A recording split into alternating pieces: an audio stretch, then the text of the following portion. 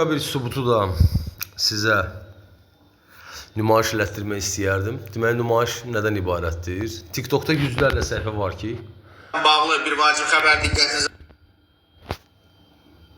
çatdırıram. 3 milyon vətəndaşa bir şad xəbər var. Xəbərə keçməzdən öncə buradakı üstəgəl düyməsinə bir dəfə vurun.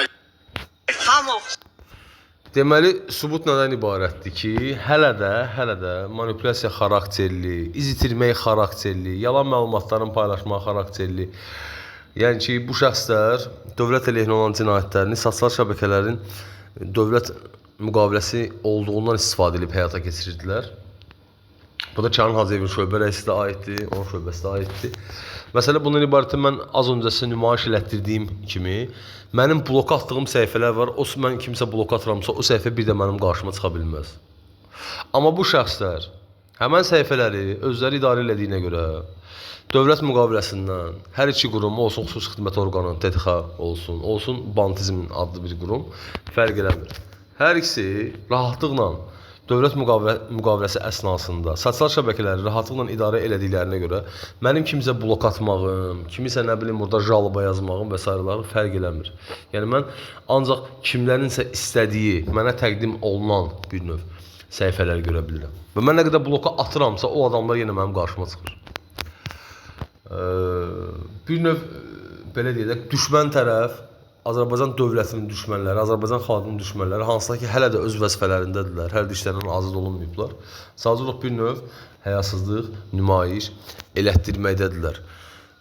Mən burada əsas günahı görürəm general-mayor Əbülfət Rızayevdə. Bilmək istəyirsinizsə, çox böyük boşluqlar var. Gözəl insandır, yüksək əxlaqa, tərbiyəyə malik olan bir insandır. Buna baxmayaraq şəxsi heyəti zərrə qədər də olsun onu saymır. Zərrə qədər də olsun general olaraq saymırlar, hörmətsizlik edirlər. Və mənim general Əbülfət Rızayevə qarşı zərrə qədər olsun hörmətsizliyim olmayıb. Onun şəxsiyyəti TTX ilə əlbir olaraq onun ailəsini şərləyib, böhtanlayıb.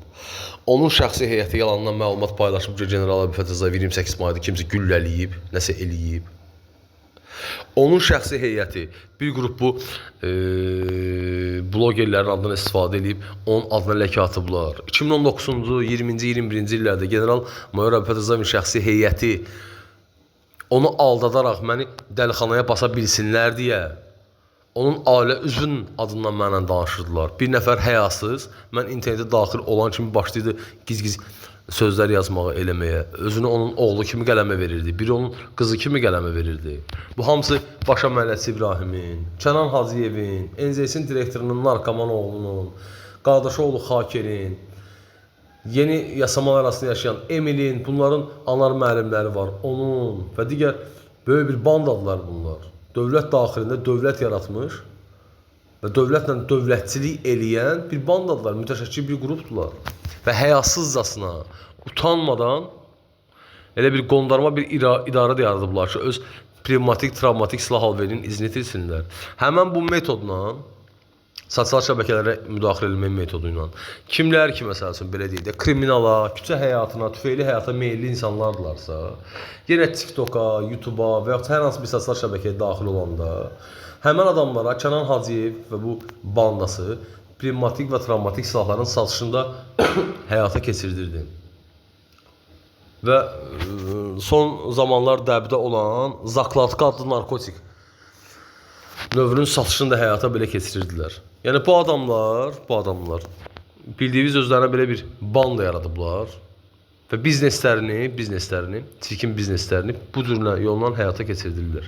Narkotik alveri olsun nə bilim kimisə manipulyasiya eləmək, şəxsi həyata müdaxilə eləmək və s. Yəni bunlar, bu artıq kiber cinayətkarlıq deyil, yəni bilmək istəyirsə. Bu sadəcə olaraq dövlət əleyhinə yaradılmış, dövlət daxilində bir bandadır.